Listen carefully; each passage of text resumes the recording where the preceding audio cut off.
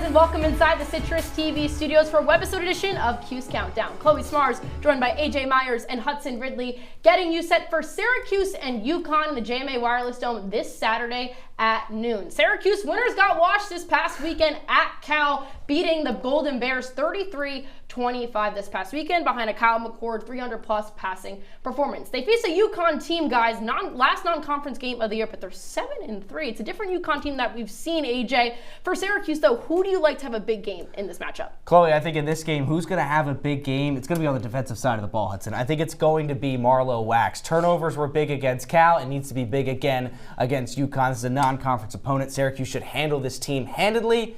It's going to start with Marlowe Wax. But this is also a UConn team that struggles to defend the deep ball, and no one on Syracuse catches a better deep ball than Jackson Meeks. This will be an offensive explosion for Syracuse against maybe kind of relatively weaker defense for UConn. I like the mismatch in the secondary for Meeks. Well, guys, this game really setting up what we have in 2 weeks against Miami. That's their biggest test to date so far. But what do they got to do, your key here, Hudson, to get through this game and to get to that Miami game in 2 weeks? Well, what they have to do for this game is stack the box. This is a UConn team that really only runs, if we're being honest. So if you look at what they've done production-wise with three backs over 600 yards, it's a pretty clear answer on how to stop that offense. I said it earlier. Defense is going to be critical. Marlowe Wax is going to be critical on that defensive end, getting turnovers. Get some turnovers, get the offense momentum early on in this game, and Syracuse should have no problem, Hudson.